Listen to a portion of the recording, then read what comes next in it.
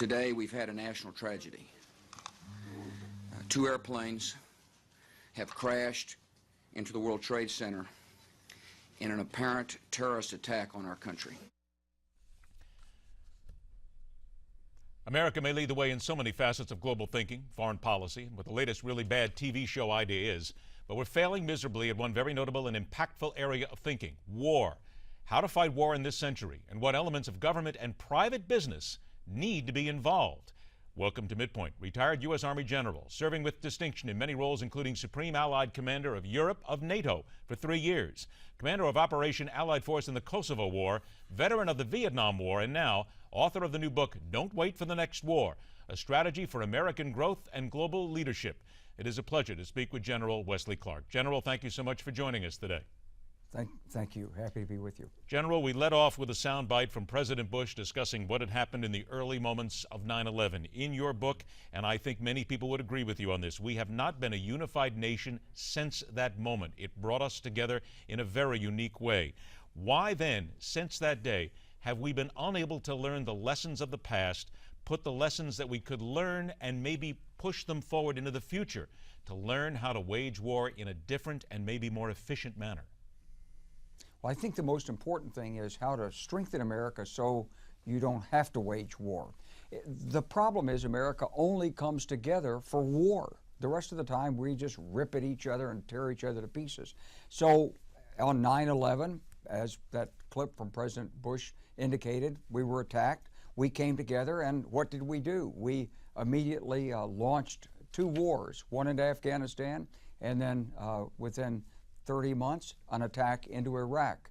Both wars went for the wrong objective. The objective was Osama bin Laden. In Afghanistan, we ignored Osama bin Laden, basically let him escape into Pakistan, and we ended up in a long-term military occupation of Afghanistan. In Iraq, we kicked out Saddam Hussein, but we had no plan for what was going to happen to Iraq afterwards. 2 fundamental mistakes. The reason we're not together is because we had the wrong strategy when we came together after 9/11. Now, you're calling for bringing big government and big industry in working together to try and avoid those wars. How does that work? Because to many people, it would seem that sometime in wars, you got to drop bombs instead of dropping leaflets and putting people at the same bargaining table. Well, I think Ike gave us the right formula. He said that what we have to do as Americans, Democrats and Republicans, we may differ domestically, but we have to work together to prevent terrible things happening from abroad. Today, America faces 5 great challenges: terrorism, cybersecurity, financial crisis, financial stability, the ascent of China, and climate change. And we don't need just big business, we need all business and government to work together. So I'm not focusing on big business, I'm saying business. And what we need is, this is a public-private partnership. It reaches across the aisles and it extends past any president's incumbency. These are long-term challenges. If we need to rebuild America's strength, the way we do it is by increasing our production of energy, oil, natural gas, and biofuels, and avoiding spending $200 to $300 billion a year importing oil. If we will do that and add the appropriate environmental safeguards on this, we will regain our power and strengthen our global leadership. I've got about a minute left, then we'll take a break, come back and discuss more. But what you're talking about seems to be very logical.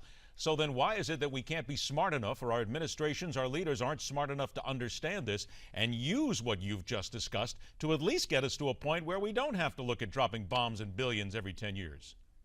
That's what I'm writing the book for, and that's what I'm asking. It is logical, but it requires that Americans of different political persuasions put aside their differences enough to cooperate on the big picture.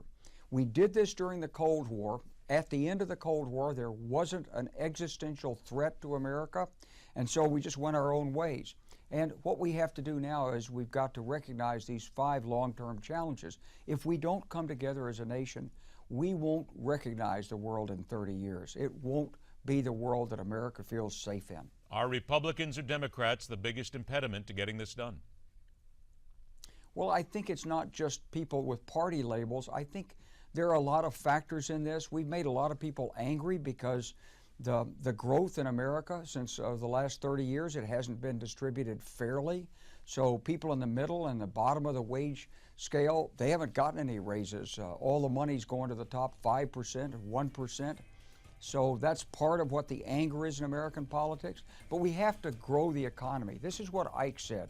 Okay. America's strength comes from an economy. I'm going to stop you there 1 second, General, because we have to take a break. Let's remind everybody of the book. The new book is Don't Wait for the Next War, A Strategy for American Growth and Global Leadership. More with General Wesley Clark right after this on MidPoint.